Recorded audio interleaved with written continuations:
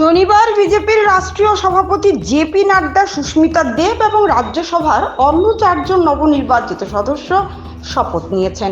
এদিন শপথ বাক্য পাঠ করান রাজ্যসভার চেয়ারম্যান তথা উপরাষ্ট্রপতি জগদীপ ধনখড়।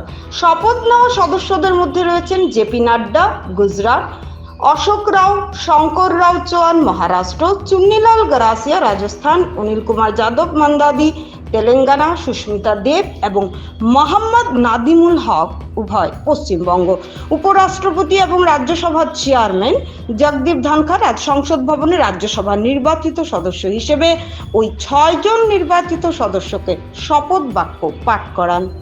আমি সুস্মিতা দেব রাজ্যসভায় সদস্য নির্বাচিত হইয়া ঈশ্বরের নামে শপথ করিতেছি যে বিধি দ্বারা স্থাপিত ভারতের সংবিধানের প্রতি আমি অকৃত্রিম নিষ্ঠা ও আনুগত্য পোষণ করিব।